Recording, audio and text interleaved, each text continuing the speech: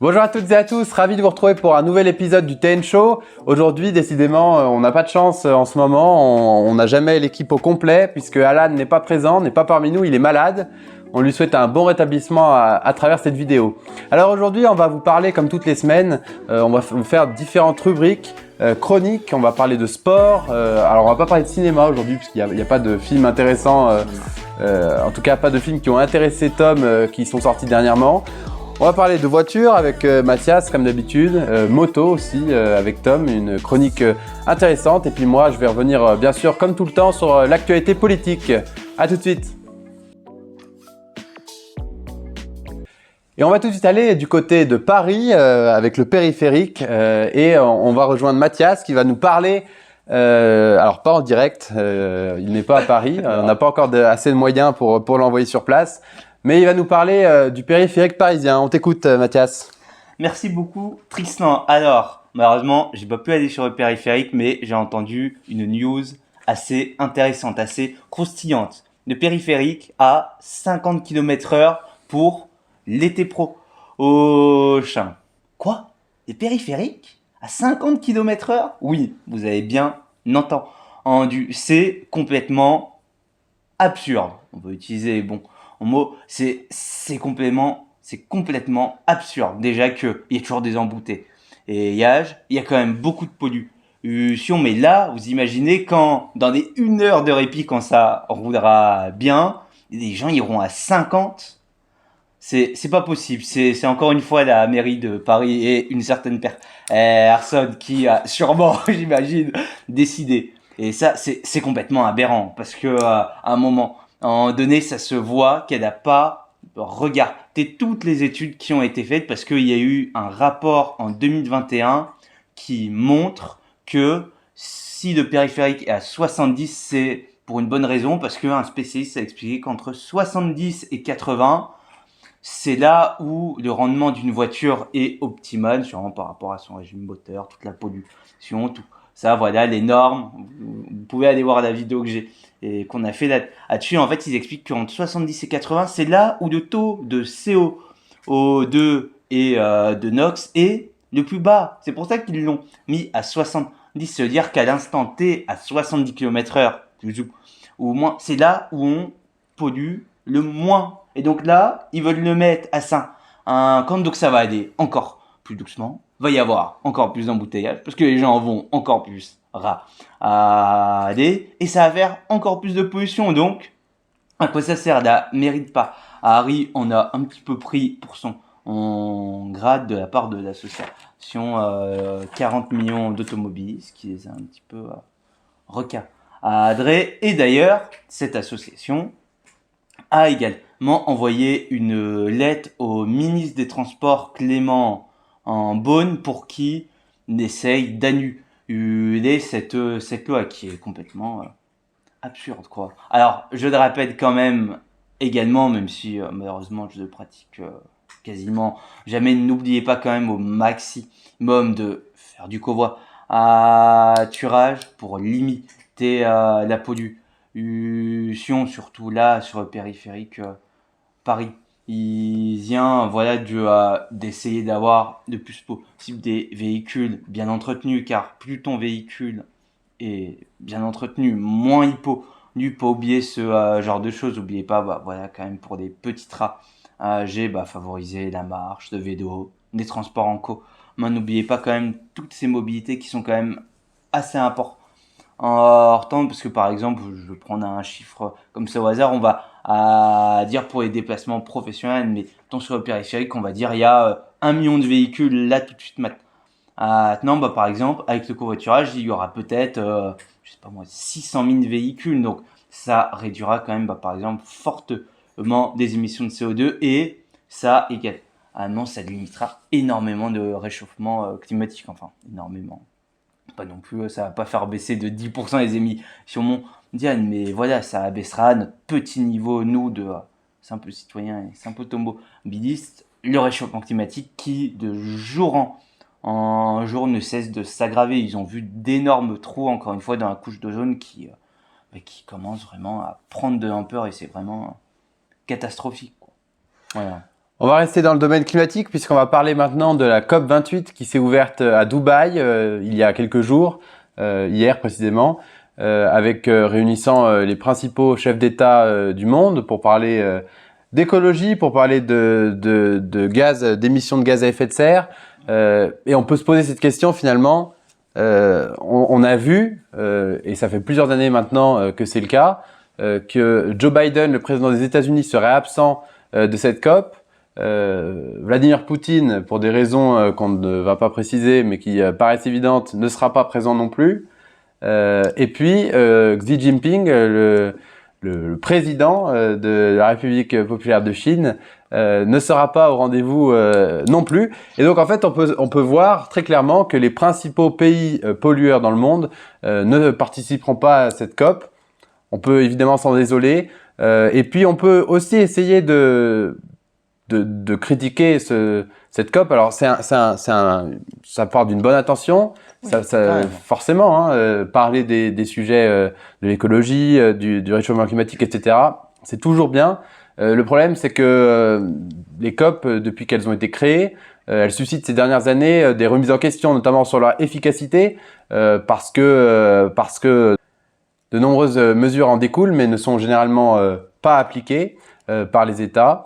On se souvient déjà de l'année dernière, la COP27 à Glasgow, en Écosse, mais en fait, elle est souvent rapidement oubliée dans le débat politique.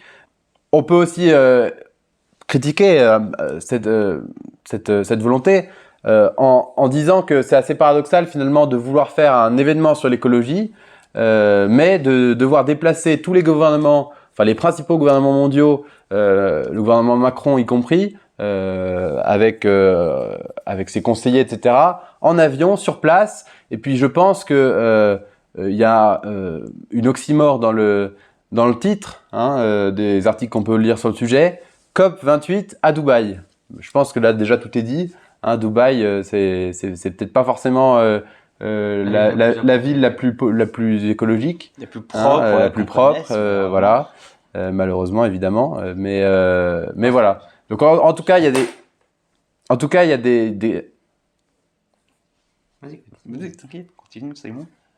En tout cas, il y a des grandes questions qui vont émerger. Et puis, par contre, on verra et on analysera avec plaisir les résultats qui vont en découler dans ces prochains jours parce que ce sommet va durer ce week-end. On va maintenant passer à la chronique sur les motos que vous a préparé Tom. Voilà, donc moi je vais quitter le périph' parisien et Dubaï et je vous rappelle aussi en tant que gestionnaire que vos entreprises ont l'obligation de vous rembourser à 50% si vous utilisez les transports en commun pour vous rendre au travail ou vos abonnements SNCF. Voilà, c'était un petit point gestion. Voilà, donc moi malheureusement je vais vous parler d'une moto. C'est une moto qui aime pas rouler à 70 km/h, elle est plutôt faite pour autre chose, malheureusement. Désolé le code de la route. Donc je sais qu'on n'est pas tous fans de moto ici et même sur la chaîne, je sais que c'est pas le sujet qui vous passionne le plus. Et je sais qu'on présente souvent des engins de puristes. Donc on va rester dans le thème. Voilà. KTM, une marque autrichienne, après 10 ans, change, fait évoluer son monstre, The Beast en anglais. Modèle emblématique, sorti en 2014, qui a révolutionné le segment des roadsters sportifs. Je parle évidemment de la KTM 1290 Super Duke R. C'est dur à comprendre, retenez juste que KTM c'est la marque, Super Duke c'est le modèle, comme si je parlais d'une Clio. Et 1290 c'est sa cylindrée, donc ça représente un 1,3 litre en gros. À l'époque, ça faisait déjà 180 chevaux et 207 kg. Et a pris beaucoup de normes, un peu moins de puissance, mais toujours des pièces autour de la moto, toujours très qualitatives. KTM est là pour se remettre dans la course car la Super Duke, on va l'appeler comme ça, n'est plus la leader sur le marché depuis 2020, à peu près 2020-2021. Mais pourtant, en 2024, elle va revenir affûtée.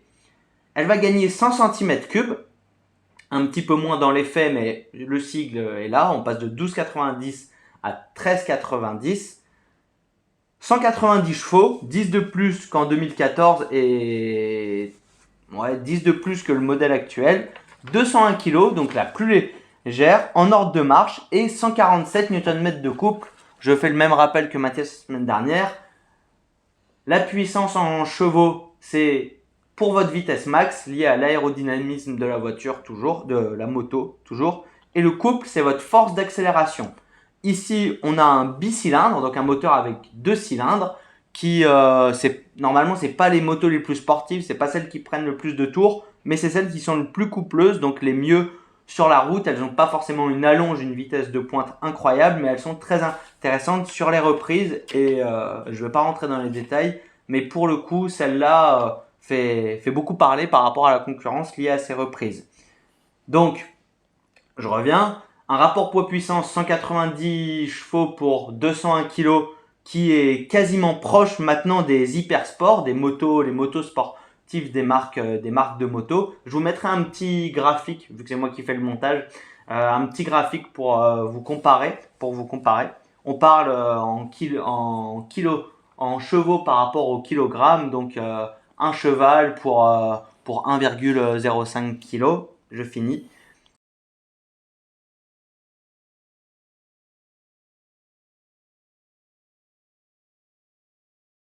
Bref, une montre juste magnifique pour rappeler qui est la patronne, une moto juste magnifique pour rappeler qui est la patronne sur la route.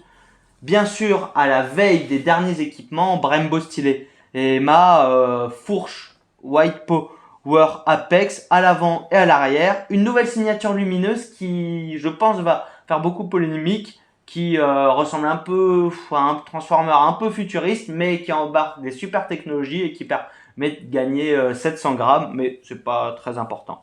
Voilà, elle ressemble un peu à une montre religieuse, je vous préviens, je vous mettrai des photos, n'ayez pas peur. Elle va pas vous manger, elle va juste vous coûter très cher en pneus. Voilà, Et moi j'ai votre permis aussi. voilà.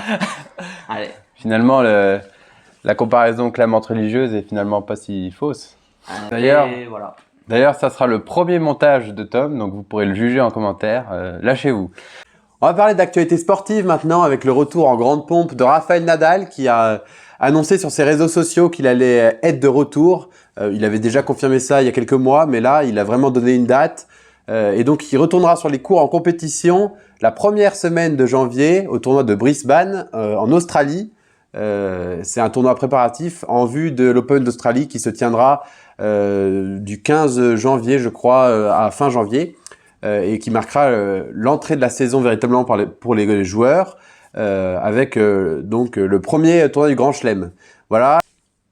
Et donc pour rappel, j'en ai déjà parlé longuement sur cette chaîne dans plusieurs émissions, mais Rafael Nadal a été blessé il y a bientôt un an alors qu'il jouait à l'Open d'Australie 2023. Il a été blessé à la hanche et il a été éliminé au second tour parce qu'il jouait contre un joueur qui était issu des qualifications, donc que normalement on ne s'attendait pas à ce qu'il rencontre une quelconque difficulté, mais blessé à la hanche. Et évidemment, c'est pas la même histoire et il a été battu en 3-7. Alors rappelons tout de même que même s'il ne pouvait pas courir, le match a duré quand même 3 heures, ce qui laisse quand même ce qui en dit beaucoup sur les qualités de ce joueur que personnellement j'admire et j'adore. Il a subi 2 opérations durant cette année. Il s'entraîne avec beaucoup d'intensité sur les cours depuis juin dernier. Il est actuellement classé à la 663e place mondiale au classement ATP. Et donc voilà, il est âgé de 37 ans, assez âgé finalement. Il avait annoncé en septembre que 2024 serait sa dernière saison.